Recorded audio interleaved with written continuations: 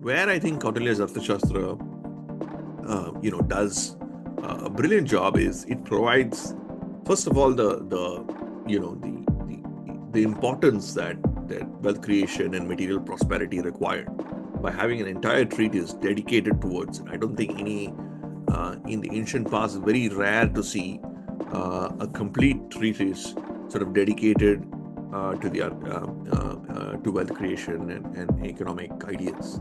And I think Kautilya stands out there. Much of the discussion around Kautilya's Arthashastra talks a lot about Chanakya Niti, the political philosophy of Kautilya, the famous foreign policy diktats of Kautilya.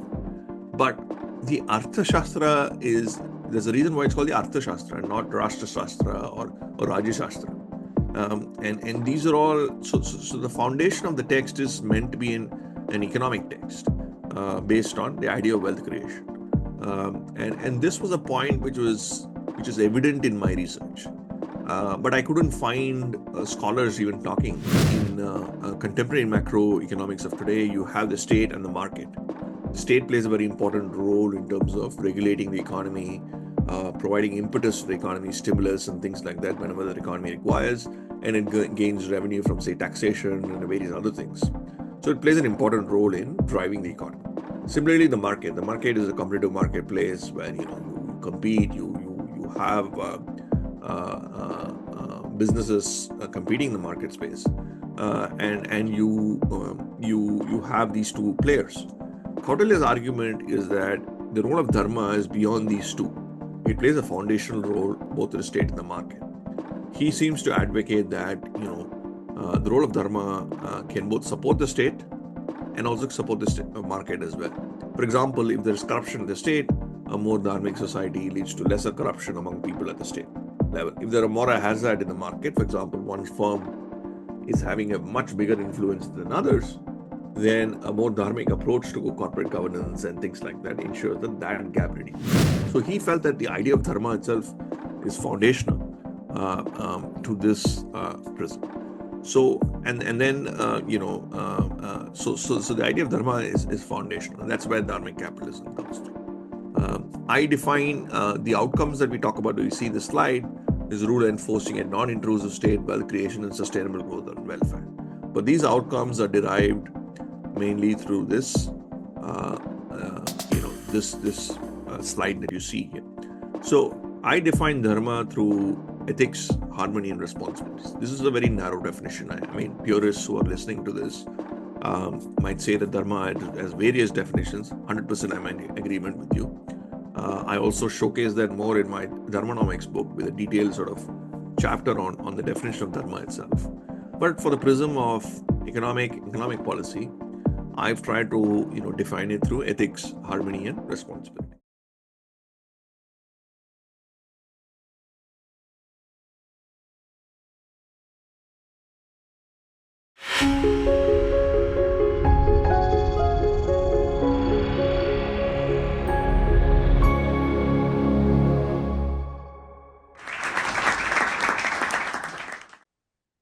Namaste, ladies and gentlemen. I welcome you to Indic Talks. I am Ojasvi Mishra, and today we shall discuss a book, namely Kautilyonomics for Modern Times.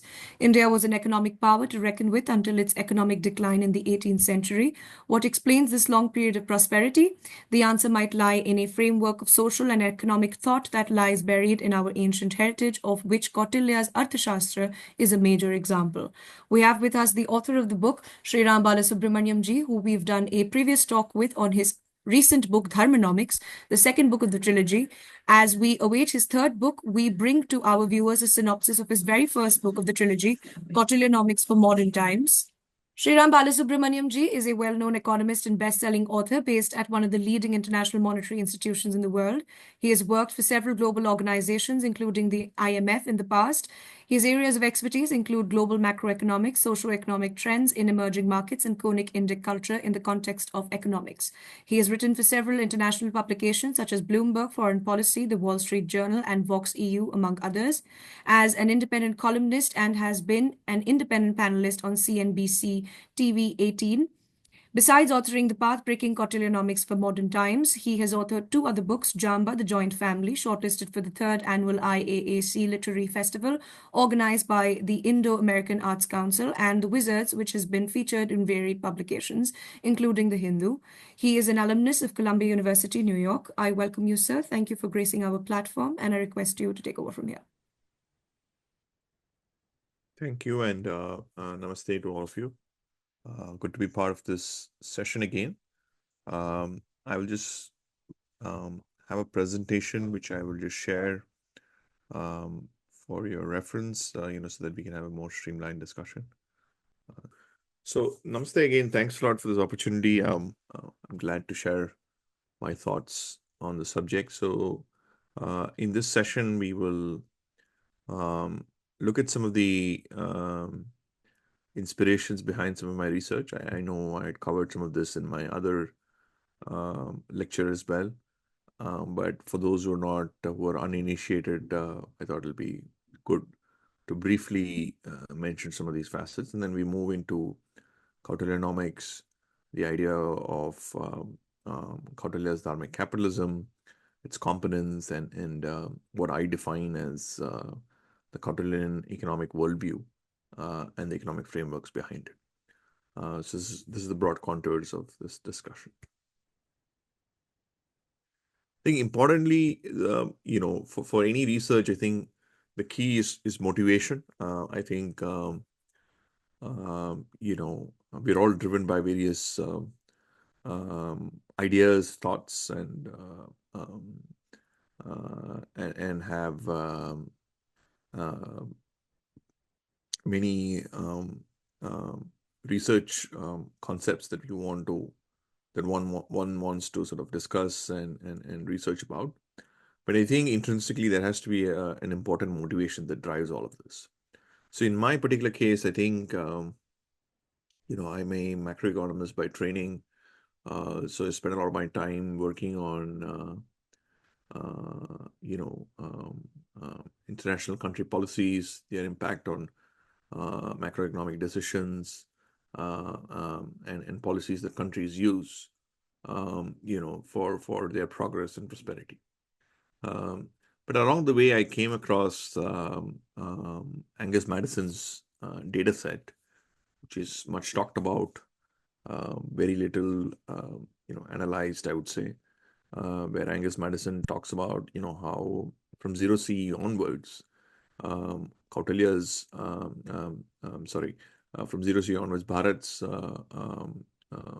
prosperity was on par with the best in the world in terms of GDP and GDP per capita income. Basically, this graph that you see here is an example of what I'm talking about. So if you really look at it from 0 CE onwards till about 17th century CE, you find that Bharat and China were alternating in terms of GDP and GDP per capita. These were the estimates by Madison. Of course, these estimates, in my view, doesn't really give us a complete picture because the data set is thousands of years old. We are the veracity of this, or just using this alone as a data point, as a reference point for research, in my view, is a bit short-sighted. But I think what is important is to look at the trend lines. The trend lines are important because these data sets help us to provide a common platform for us to compare, across countries. And I think that sort of evens out when you look at the trend lines. If you take the absolute numbers away and then focus more on the trend lines, I think that's a very important metric because it gives us a broad idea of what's happening. So as you see in the trend line, you see that India, Bharat, and China were the top countries in the world, and you see this in other areas of research as well. What I call triangulation of research, which is a method that I use, which I think is important, especially for people who are dealing with ancient economic history. I'll explain that a bit further, in a few minutes. But predominantly, this sort of triggered my mind because I intuitively felt that this sort of prosperity did not come, as a one-off. It's not some thing that just happened because of population. It's not something that just happened because of, because of the fact that we had large number of people, and that's why we were considered to be prosperous. And I think that's a very shallow view, and that's not backed by other forms of research as well. So I intuitively felt that there had to be an economic framework. So that's when I started looking at analysis, looking at research, and unfortunately, I couldn't find much. There's one book by Balbir Sihagji on Kautilya's Arthashastra, and a few books which deal with this, but very little, except for Balbir Sihagji's book. Most of them were very, superfluous, and they were, merely pontificating the past. We don't want also, you know, um, pontificate unnecessarily about the past. What I was trying to establish through this is, first understand the framework that provides the base for this, what led to this prosperity, and two, do it in a rigorous manner, in an academically rigorous manner, where you use solid data, solid analysis, and then back them up with facts instead of, purely mentioning that the past was glorious. What I'm trying to do through a lot of my books and research is to establish a qualitative framework, based on rigorous analysis and data that is available. So this was sort of one of the key. This was one of the key motivators, I would say, of my research. And this led me, as I mentioned, to the Arthashastra, where I spent 4 or 5 years trying to understand the Arthashastra and create a framework around it. So while I mentioned the Arthashastra, I think one needs to be also aware that there were a lot of these frameworks much prior to Kautilya as well. So this is something I deal in the book, in the first chapter, where I talk about Professor Satish Deodar, who was a professor at IIM Ahmedabad, where I talk about economic frameworks prior to Kautilya, from Brihaspati and Shukracharya and the Rig Veda and Yajur Veda, and we make references to all this. And even Kautilya himself mentions this, where he discusses some of these ideas in the Arthashastra itself. So what I'm trying to say is there is a very, long continuity of some of these ideas. And they don't just, start from Kautilya. Kautilya might have provided his own flavor to it. He might have provided some additions from his own experience and thoughts. But it is a continuum, much like how our civilization continued for a long period of time. A lot of our focus has been on the spiritual, rightfully so, the spiritual and, the religiosity part of it. But there was an undercurrent of, commercial and a normal day-to-day life of economic prosperity, which is also happening in parallel over, thousands of years. So, so this is an important fact that one needs to be aware. So in that count, if you look at, for example, the Saraswati Sindhu civilization, of course, Professor Kalyan Raman's work is illuminating. He talks about maritime trade and commerce, how some of these Srenis, the guilds that I mentioned in my previous lecture, were also there during the Saraswati Sindhu civilization, and the role of some of these, the Indus scripts, which of course its interpretation is a separate subject by itself. But even within the various types of interpretations, I think there is evidence to suggest that commerce and played an important role even during those times. So these are some examples of the past. And then currencies, something similar to what we call the gold standard, where they're across Bharat in various iterations, and this is also seen in some of the work that I've done also on this subject. Similarly, we've spoken about the Srenis and corporate guilds. We spoke about this in the Dharmanomics lecture, but just briefly touching upon them again, they are sort of financial institutions of modern day multinational corporations amalgamation of, say, modern day multinational corporations and organizations like FICCI and regulatory bodies. And these entities played a very important role in financing a lot of the ancient kingdoms and then being the vehicle for trade and commerce. Their various characteristics are provided, for example, in this table, where the similarities towards the modern day corporation was also there. So a lot of these ideas were there already prior to Kautilya, as you can see, right? So it is not like, Kautilya's Arthashastra brought all these things, completely new to the table. Where I think Kautilya's Arthashastra, does a brilliant job is it provides, first of all, the importance that wealth creation and material prosperity required by having an entire treatise dedicated towards it. I don't think any in the ancient past, it's very rare to see a complete treatise sort of dedicated to wealth creation and economic ideas. And I think Kautilya stands out there. Much of the discussion around Kautilya's Arthashastra talks a lot about Chanakya Niti, the political philosophy of Kautilya, the famous foreign policy diktats of Kautilya. But the Arthashastra there's a reason why it's called the Arthashastra, not Rashtrashastra or Rajashastra. And these are all, so the foundation of the text is meant to be an economic text based on the idea of wealth creation. And this was a point which is evident in my research. But I couldn't find scholars even talking about this. Most of the discussion, the challenges, okay, let me start off with some of the challenges that you find. Why it took me 4 to 5 years before I go into the subject a bit more. It took me a long time because, first of all, if you look at the translations of the text, there are about 4 to 5 main translations. I mean, the Arthashastra was discovered by Shama Shastri in Vedic Pandit gave it to Shama Shastri in Mysore Oriental Library, and he translated it to be the first translation. And then P.G. Shastri had a translation.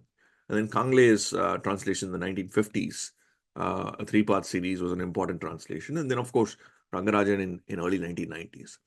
But all of these guys, most of them, they're all Indologists, or they are people from civil service backgrounds and things like that, who are adept at translations. But what we require here is also subject matter knowledge, right? If you're talking about economics and finance, you need someone who can understand all this and then base it on that concept and use the translation in that prism. So one had to go and look at the translations, work with Sanskritam scholars, and then pick out the themes that you see in these translations. Because in the Arthashastra text, there are various chapters, and each chapter overlaps with the other. So we would see that in the next couple of slides, where there are some themes that you see in one place, which is also there in another chapter. And what is important is to draw an underlying sort of message, because what we're doing here is trying to derive a framework based on the output. So generally, textbooks give you the theory, and then they give you the output. Here, what we have is we have the output. It's very prescriptive, but what we're trying to do is we're trying to get the common themes and then derive a theory which provides a perspective on the output. So that is again a major challenge, because you had to work with translators, create this framework, have consistency of the framework across board, and then ensure that it applies to a lot of the ideas that Kautilya talks about. And of course, contextualizing it to today's times is another challenge, because in the book, what I try to do is showcase it, how it's relevant in today's times. And I think that is again another challenge. So that's why it took such a sort of long time to work on this. So my primary thesis in this book is that I provide this idea called Dharmic capitalism. In contemporary macroeconomics of today, you have the state and the market. The state plays a very important role in terms of regulating the economy, providing impetus to the economy, stimulus and things like that whenever the economy requires, and it gains revenue from, say, taxation and various other things. So it plays an important role in driving the economy. Similarly, the market is a competitive marketplace where you compete, you have businesses competing in the market space, and you have these two players. Kautilya's argument is that the role of dharma is beyond these two. It plays a foundational role both in the state and the market. He seems to advocate that the role of dharma can both support the state and also support the market as well. For example, if there is corruption in the state, a more dharmic society leads to lesser corruption among people at the state level. If there are moral hazard in the market, for example, one firm is having a much bigger influence than others, then a more dharmic approach to corporate governance and things like that ensures that that gap reduces. So he felt that the idea of dharma itself is foundational to this prism. So and then so the idea of dharma is foundational, and that's where dharmic capitalism comes through. I define the outcomes that we talk about. We see in the slide is rule enforcing a non-intrusive state, wealth creation, and sustainable growth and welfare. But these outcomes are derived mainly through this slide that you see here. So I define dharma through ethics, harmony, and responsibilities. This is a very narrow definition. I mean, purists who are listening to this might say that dharma has various definitions. 100% I'm in agreement with you. I also showcase that more in my Dharmanomics book with a detailed sort of chapter on the definition of dharma itself. But for the prism of economic policy, I've tried to define it through ethics, harmony, and responsibilities.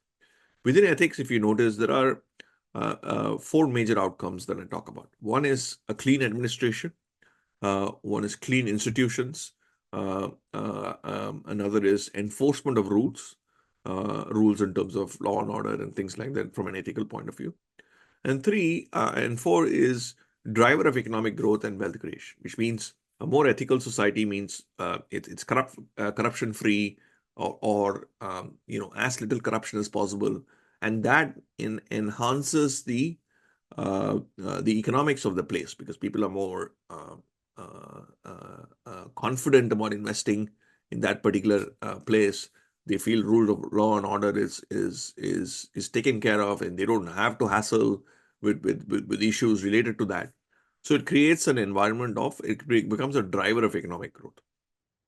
So these four outcomes, clean administration, institutions, and enforcement of rules, and driver of economic growth, all of them map into a rule-based yet non-intrusive state.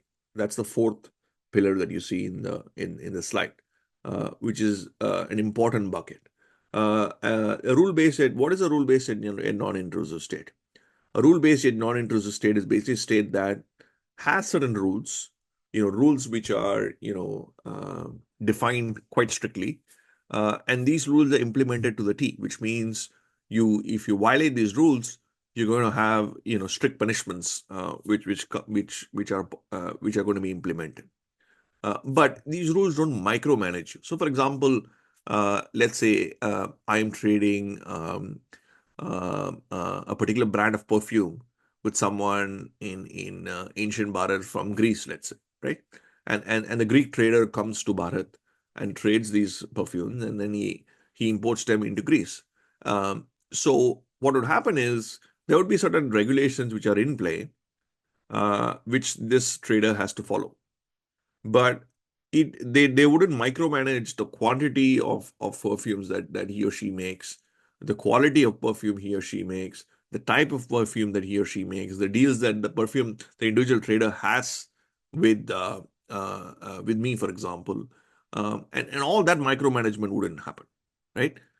A socialist state would do a lot of this micromanagement. Another major myth that I try to bust through this is that somehow Kautilya is this, rigorous socialist state that there is no scope for any wealth creation and innovation. That's far from the truth in my view. It is a very strong state, yes, but it doesn't micromanage. So this is an example of that.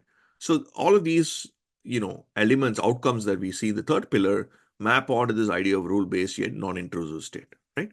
So moving on to the next component of dharma, back to the second pillar again in this slide, we talk about harmony. So in harmony, there are two types of, one is harmonious, inclusive society, and two, more importantly, is this idea of global outlook, right? Another major myth that has percolated for way too long a time is this: somehow Bharat was, liberated and became engaged with the world only after the economic reforms of 1990. Uh, that's far from the truth again. Much of our ancient history, ancient economic history, has been the cornerstone of it has been engaging with the rest of the world in terms of commerce, in terms of economics and commerce. Except for the post-independence period, till about 1990, we were mostly, continuously engaging with the rest of the world. So much so that, for example, the Roman current account deficit, especially in early CE, was largely dependent on the trade that was happening with India, with Bharat. The second biggest discovery of Roman coins after Europe was found in southern India and southern Bharat as well. So there are multiple evidence to suggest that commerce and international commerce and trade was a very important part of our socio-economic framework. And that, in my view, is primarily because of the Dharmic mindset, because we want to be harmonious with the rest of the world, have a global outlook on issues, and that, along with some that again maps onto this idea of wealth creation via global outlook. First of all, promotion of wealth creation, which was there. I mean, entrepreneurs were incentivized to trade and do commerce and things like that. Many traders were provided incentives, and across time, not just during Kautilya's time, even I show this in Dharmanomics as well, even in common era kingdoms, irrespective of who was ruling in power, this constant engagement with the rest of the world was continuously happening. And people were driving this rather than the rulers. So this idea of definition of harmony maps on to the second bucket, which is wealth creation via global outlook. And then the third definition of dharma here is on responsibilities.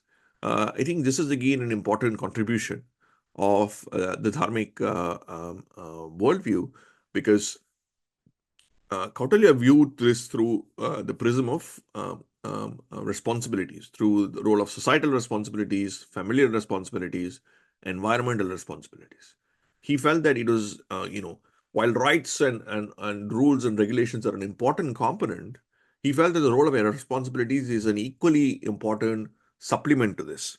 And it was very important for policymakers to include this as part of their framing, because the idea of responsibilities is a natural autopilot. It's aligned to the Dharmic way of life, and it induces people to work for a bigger cause in a natural sense.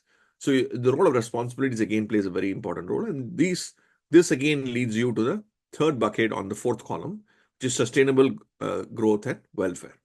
So that is again combined with the role of harmony, social welfare and well-being, and responsibilities through familial, societal, and environmental responsibilities. And that gives you sustainable growth and welfare. So a summary of the framework that I've defined for Kautilyonomics for modern times is that we have this underpinning of dharma, which is a foundation to both the state and the market. And then dharma is defined through ethics, harmony, and responsibilities. Ethics, these are all components of dharma. And then there is outcomes related to Dharmic capitalism, which is clean administration, clean institutions, enforcement of rules, and driver of economic growth through the prism of ethics. And then harmony, we have global outlook and social welfare and well-being. And then in responsibilities, we have familial, societal, and environmental responsibilities. Each of these things individually map onto rule-based yet non-intrusive state, the fourth column of Dharmic capitalism, wealth creation via global outlook, and sustainable growth and welfare. So this is in page 81 of my book. This summarizes the entire thesis in one table of what Dharmic capitalism is. So what the next important feature is, I mentioned earlier about recurring themes that you find across the text, right? It's very important to understand these recurring themes, because these themes are there in various chapters of the text. So if you look at for example, the legal chapter in the text, you might find some of the themes that are there even in the, say, the trade-related chapters, right? So one needs to be cognizant of this. So an example of this is this idea of Matsya Nyaya. Matsya Nyaya, in very simple terms, is avoiding the big fish eating the small fish, and ensuring that bigger players do not overwhelm the smaller players. So Kautilya's argument is, in absence of law and order of enforcement, the shloka is there. Strong will swallow the weak, but under this protection, weak is protected from the strong. But this doesn't just stop with the enforcement of rule of law and order. It also applies to other areas. For example, inequality, right? Inequality is basically, in very simple terms, the gap between the rich and the poor. Kautilya believes empowering the poor tries to reduce this gap. And his principle of avoiding Matsya Nyaya again applies to these ideas. So this is one interesting concept that you could see avoiding Matsya Nyaya across the board, across the Arthashastra in various forms, right? And it's also naturally aligned to Kautilya's worldview, right? Because look, Kautilya was a political advisor, right? He saw economics and economic prosperity as a catalyst for political success, right? And for any political thinker, taking care of the real poor is a very important, a very important thing to do, because they're often the large sections of your population, right? So he, both from the political side as well as from his, from his background, he wanted to ensure that people at lower sections of society are provided the equal opportunities, and they are provided all the support that is required for them to prosper. So that this also aligns to some of his broader thinking. So this leads us to Kautilyan approach to inequality, right? So inequality, like I mentioned, in very simple terms, I mean, I don't want to get into technical details here for a, for a general sort of a discussion. But in very simple terms, it tries to reduce the gap between the rich and the poor. So in essence, it's about empowering the poor and then having redistribution from the rich through a variety of, ways. So there are 4 pillars to this, right? I'll try to be as brief as possible. For those who are interested, there is a full lecture which I've given on inequality at IIM Bangalore, which is available online for you to, see if you're really interested in this slide alone. I've given a full 1-hour lecture on Kautilya's approach to inequality in that, for those who are interested. But there are 4, components of this. First is targeted redistribution for the poor. In today's terms, something similar to, say, what you have in terms of DBT, direct benefit transfers, and how direct benefit transfers benefit society. So that's another, so he believed in the idea of targeted redistribution, not for those specific people, group of people who would need it. Kautilya would provide sort of minimal services or minimal subsistence services that can ensure that they are not they are not having the basic needs that is required. So targeted redistribution is one important thing. Another component is flexible minimum wage. The idea of minimum wage, I think, is very common nowadays, especially in the West, where they talk about, say, $15 an hour as minimum wage. But what Kautilya uniquely, talks about is this idea of flexible minimum wage. A $15 an hour at, say, 7% inflation is very different to $15 an hour at 2% inflation, because the real rates are $5 an hour at 7% inflation, and $13 at 2% inflation. So what he says is that every sort of periodically, it could be a year, it could be 6 months, whatever it is, there has to be a revisiting of this minimum wage, and ensure that it's not a rigid number, but depending on other macroeconomic conditions, you advocate for a flexible minimum wage. So that's another important attribute, component. The third is incentives and protection for labor. This is again quite important because protection for labor. He provided a lot of opportunities for incentives and protection for labor in terms of, for example, labor contracts. For daily wage laborers, I mean, if you go to Ahmedabad or Bengaluru today and go into a construction site, even today it's very difficult for daily wage laborers to have a contract in their hand. Kautilya advocated for this thousands of years back. He said, every employer they has to provide a template for which tells the daily wage laborers how many hours they're going to work, what are the broad contours of their work, how long they're going to work, and things like that. So there is some sort of a um, some sort of I would say a contract that the individual has, so that it empowers the individual, not so that they are not taken advantage of by the employer. So labor rights, idea of incentives were all another component of Kautilya's approach to inequality. And lastly, expanding the opportunities for the needy. So his entire encouragement of trade and commerce is also linked to this, because he wanted to expand the opportunities. Of course, he was aware of unfettered trade has its own consequences. So there was, for example, tariffs put in. There were, things that have done to protect the local market. But in the big picture, he wanted to ensure the opportunities are expanded for the needy. And he also focused on that. So what you notice here is he talks about targeted redistribution, which is providing the basic services. Flexible minimum wage, for example, he talks about ensuring that, again, basic services over a period of time is consistently, provided.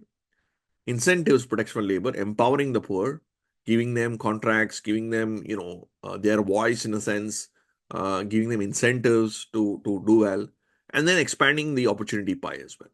So it's a multidimensional approach to inequality that Kautilya had. And this is illustrated, through this slide. I mentioned about rule of law and contracts. There's a full chapter in this book which talks about rule of law and contracts, enforcement of contracts. It's a very important, I would say, part of the Kautilyan worldview. I try to simplify this in the slide. We talk about role of kingship. The idea of kingship itself, it's something that needs to be redefined. It's not like the king ruled all land in those times. The king was the monarch, no doubt. He had a lot of power, but he had certain land and land related things for himself here, for the monarchy itself. But there are large sections of land which are private land, which are owned by other people. So the role of kingship was more of a supervisory role than, to ensure that, the entire society functioned properly.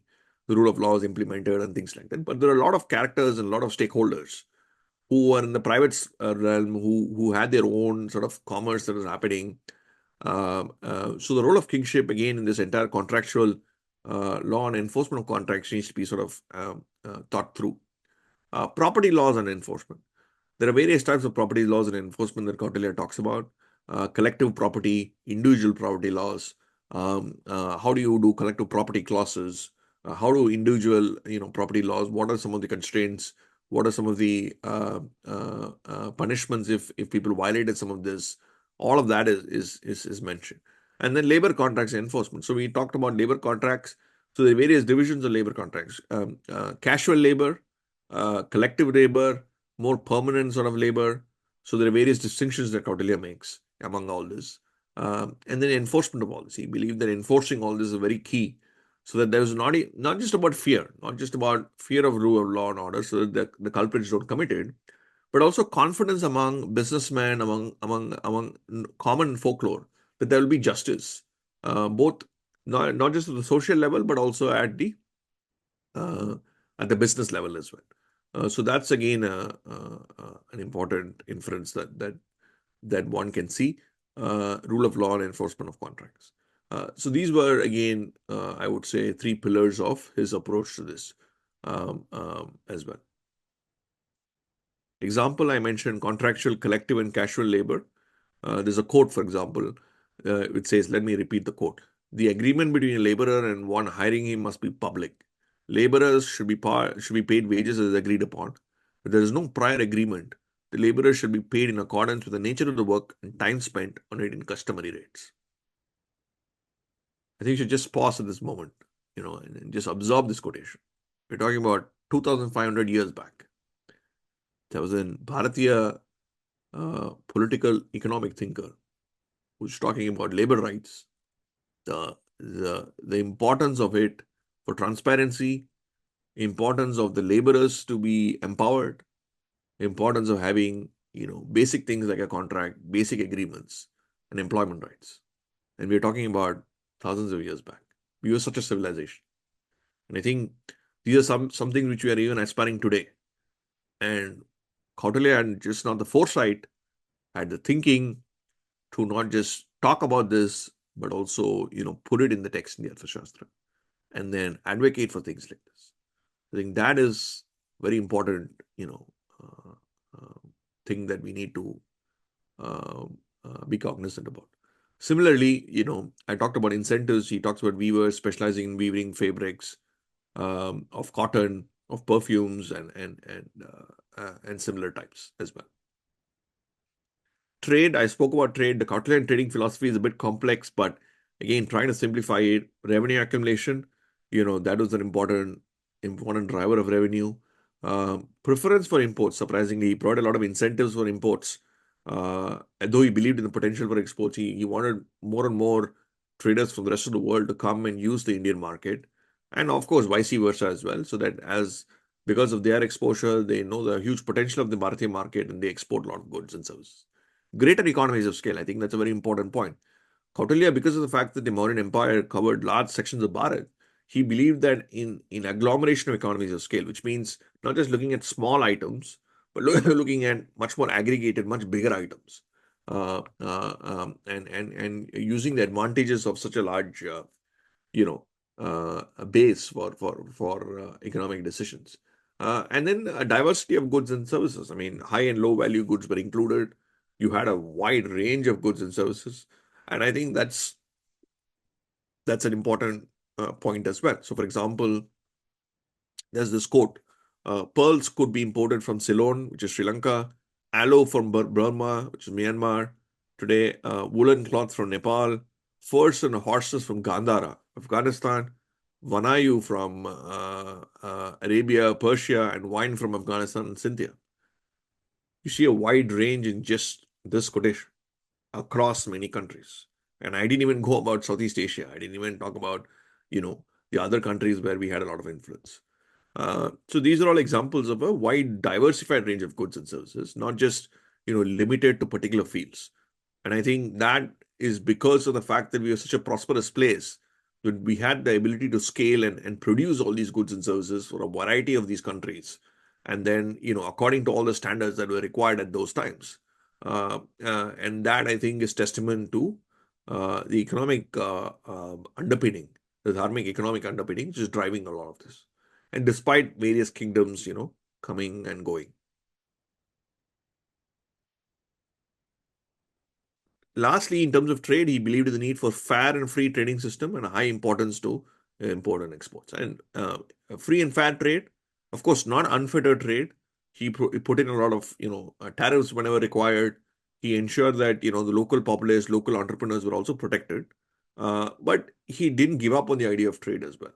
So free and fair trade is what I would mention as Kautilya's mantra in terms of trade. Lastly, please feel free to buy the book. I would like to sort of conclude here because I think it's important for readers to review and take the discussion forward. So, in summary, what we discussed through this, through this presentation was we talked about my inspirations for my research. We talked about Angus Madison's data set. We talked about the idea of how ancient Bharat was prosperous, economically prosperous, the need for why there had to be an economic framework behind it, the idea of Dharmic capitalism, the definitions of Dharma, its applications to the outcomes related to Kautilya's Dharmic capitalism, and then the components of it, how it maps onto the components. And then the various themes we talk about. I mean, we discussed about avoiding Matsya Nyaya as one example, the role of labor contracts, trade contracts, contractual enforcement, dealing with inequality, redistribution, which is an important part.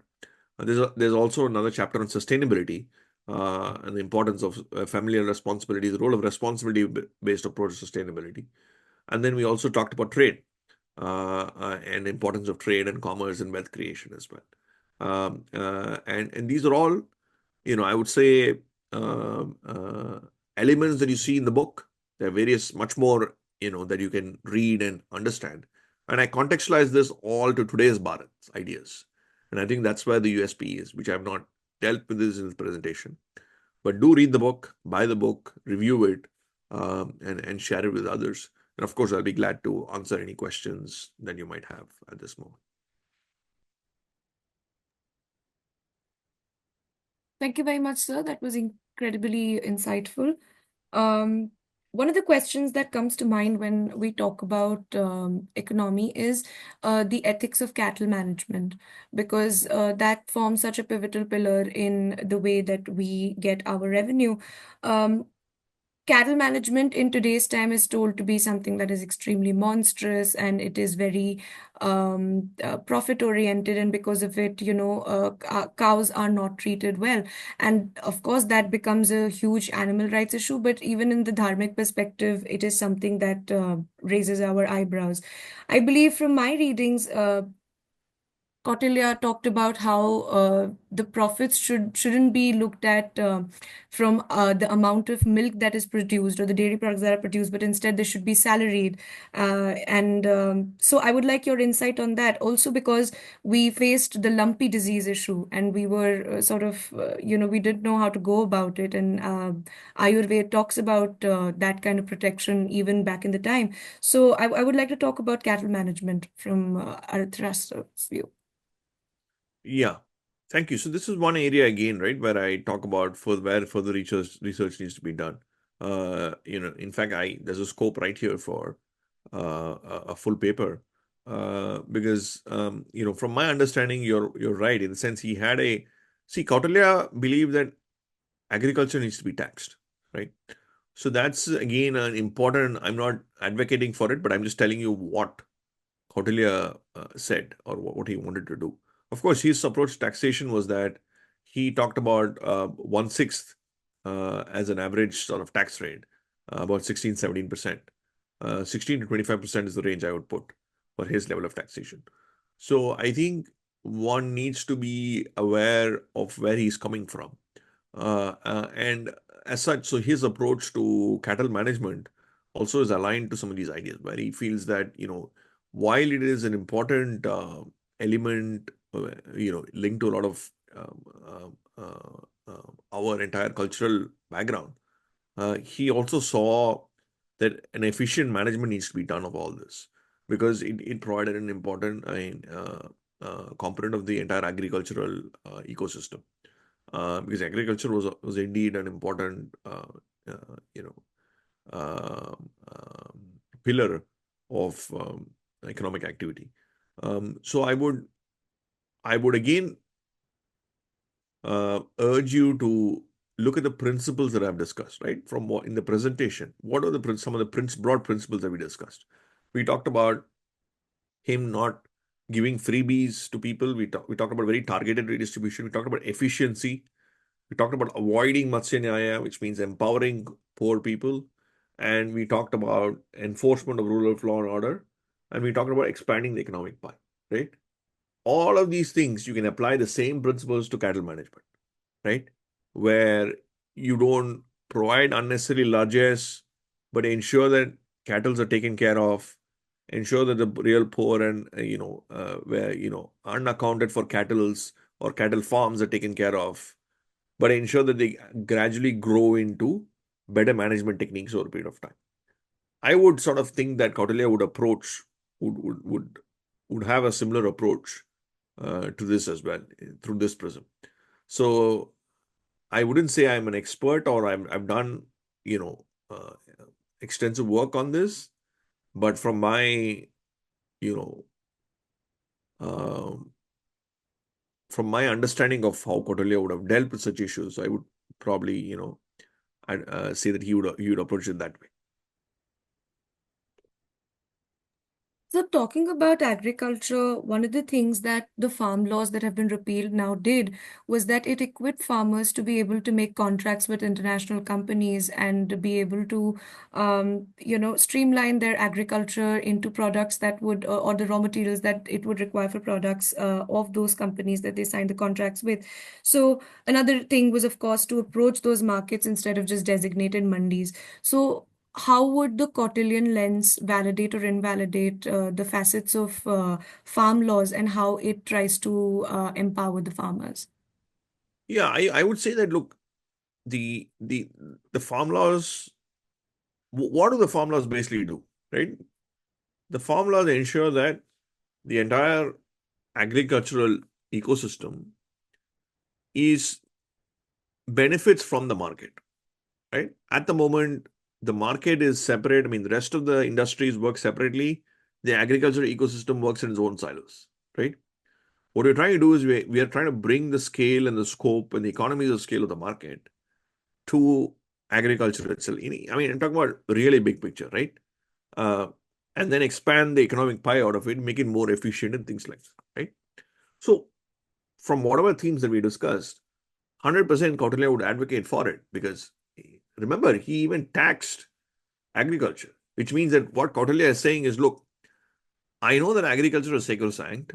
I know that large employment is in agriculture. And I know that they are very important politically for me because they need to be satisfied. Because if the farmers, riot, I'm not going to be in power, or king might not be in power. But I cannot non-tax the agricultural sector, right? I would still tax you because I think that's the right thing to do. But I'll provide you all the incentives that are required for you to expand your pie, which means you still pay taxes, but overall you still become better off.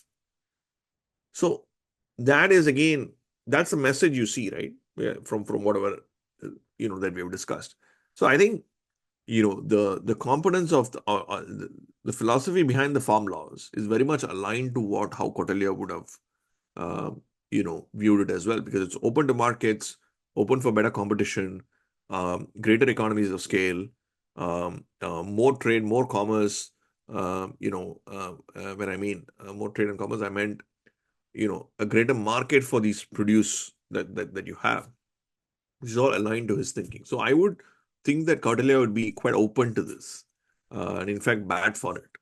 And I think, look, I don't see any evidences that somehow the agricultural sector was some different to the rest of the sectors in ancient Bharat, right? Okay, they were provided incentives, provided like how other sectors are provided. What we're having today is they are almost in a different zone compared to the rest of the industries. And I think that is something which Kautilya wouldn't have wanted. So I would say he would be batting for farm laws in my view. So oftentimes, people who have reviewed the Arthashastra attribute the taxation system as equitable and just. So how exactly did the taxation system look like while the Varna system in place as well? Yeah, see, the thing is, see, taxation, there are two things, right? One is whether you implement the rule of law, I mean, rule of taxation to everyone, right? And I think by default that was the case. Of course, there were certain exemptions given. Say, for example, certain Brahmins and certain scholars who were, say, did some good things for the king, the king rewards them and things like that. They give exemptions, right? But in general, there was, I would say, taxation was applied more or less across the population. Um, the range of the rates we are talking about is about 16 to 25%, I would say, put it that way. There are upper end of goods at, say, 25, 30%, but on average, one-sixth to one-fifth is what, goods were taxed at, right? So that is a range that he maintained. Uh, and I think the issue of exemptions were also there, and that were taken on a case-to-case basis. And of course, some of it could be avoided, but again, we don't know the context and the situation, the scenario in which he did it. And also, look, Kautilya himself understood that the Arthashastra is not some, sacred text, that cannot be violated. For all you know, even if you look at Chandragupta Maurya and the Mauryans, they did not follow everything that Kautilya's Arthashastra says, you know. So it's more of like a textbook. The textbook provides you principles. The textbook provides you first principles which give you an outcome at that point of time that Kautilya had, right? No one followed it completely, nor was it, I don't think it was Kautilya's expectation. But the principles can be used depending on the context circumstances. So you could pick up an idea, use that idea, and then tweak that idea to relate it to today's circumstance, right? I think that's how the text was conceptualized itself. Because Kautilya, I think was shrewd enough to understand that politicians had various interests. It's very difficult to implement all these things from a political point of view. So that's why he decided to provide a textbook so that people can use whatever that they want. And I think our approach, is not it should not be like, okay, everything that Kautilya said was magic. Of course not, right? Any sensible thinking person would know that there are a lot of these things which might not be valid today. But on the other hand, you shouldn't go to the other extreme as well, where you say that everything from the past is just rubbish, which is highly flawed. Because the principles, especially in economics and economic decision making, as human beings today, or say 5,000 years back and 5,000 years later, we are still human beings who are making these choices. And we are all underpinned by this dharmic way of life for thousands of years. So this dharmic way of life defines, triggers, catalyzes our thought process, which eventually leads to economic decision making. So understanding this thought process is an important narrative, important imperative even today, because you see the evolution of thought process. And that's why the first principles which are used then could be applied now.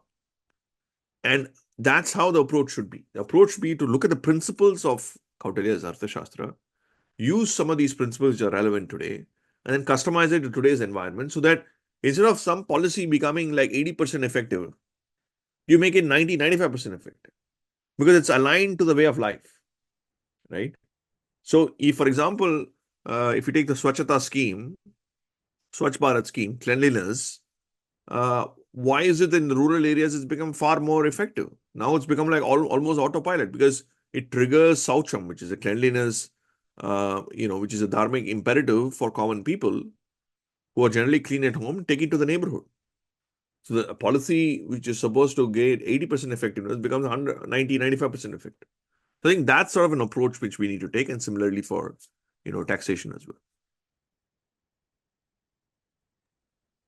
So another question that comes to mind is like we talked about Matsya Nyaya and we also talked about how trade back then, even though it was something that was advocated for by Kautilya, like international trade, but it was mostly high value and high risk products.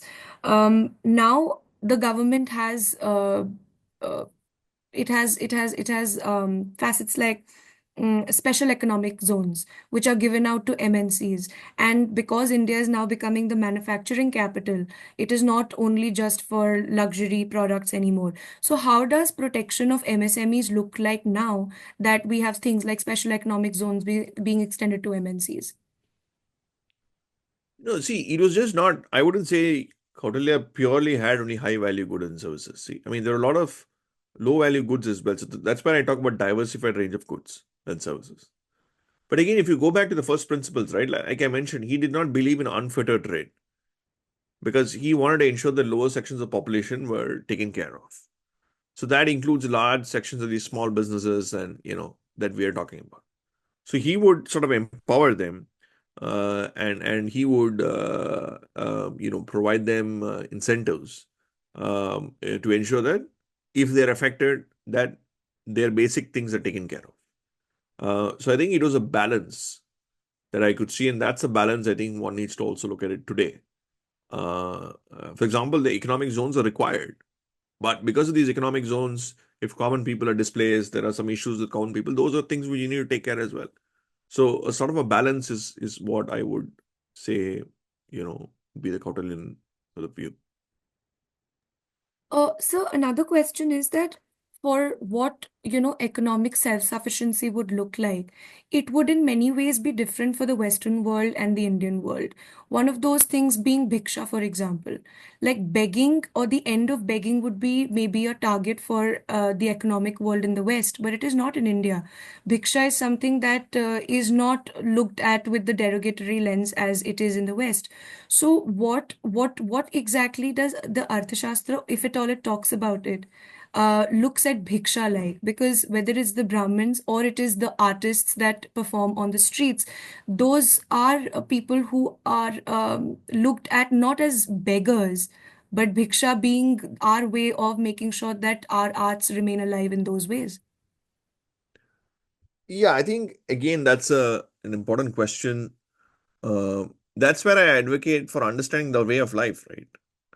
Because a lot of my research deals with understanding this way of life that drives a lot of economic assumptions, economic thinking, the idea of sustainability from Indic sense, because these are the questions that a policymaker should be thinking about, right? Of course, we want to remove poverty, but the nuances with a concept like this and its implications is something that people need to understand. In the Arthashastra, the thing is, see, Kautilya wouldn't talk about specific things like this in a theoretical sense. He would prescribe things. So I haven't really seen on this particular notion, but it's again an important point, but it's linked to this way of life that I'm talking about and understanding it and a more coherent effort being done to it. So my final question is presuming that women did not have a lot of involvement in economic activities. So if that is wrong, please do correct me. But what did women emancipation in the workforce look like on two bases? First, ameliorating their opportunity acquisition, and also having a sizable influx in the workforce. Even if these are challenges today, how exactly would we tackle them from the Kautilyan lens? Yeah, this is another area which I'm doing further research on, so I'll be able to share a bit more in due course. But my, prima facie sort of uh, analysis of this is that I think it's very naive to think that women were excluded because there are lots of instances for ancient uh, women to be, to be empowered. I mean, our entire scriptures talk about the woman as a divine entity, which very few other civilizations, even do that. So at that level itself, you have, you know, the woman seen as a much more, a divine sort of entity.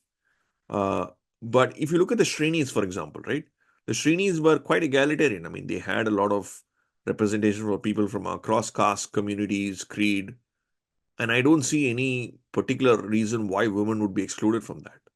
Uh, so I think that I would say that that is a topic scholars need to focus more on.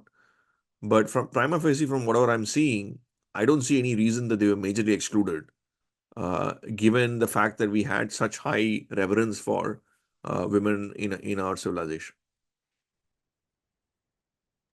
So even though, let's say, emancipation of women wasn't one of the concerns because that wasn't something that lacked in that time's economy, Kautilyan fundamentals being applied to now ameliorating opportunity acquisition and influx in workforce, what would those fundamentals be if today I wanted Again, to emancipate them? see, the same approach to empowering the disenfranchised and the poor, right? I mean, how uh, see, Kautilya was not just to the poor. For anyone who had some sort of a disenfranchisement, Kautilya, I would say that would still bring these principles, which is basically empowering them, providing them with the basic needs, and then having a more sort of targeted campaign, empowering them through, say, contracts or enforcement or initiatives, incentives. I think that sort of a multidimensional approach is what he would have done if this was an important issue during his time. So that's how I would, view it, I would say. Thank you very much for entertaining our questions, sir. We wish to have more such talks with you. Thank you very much. Namaste. Thank you. Namaste. It was good talking to you. Yeah.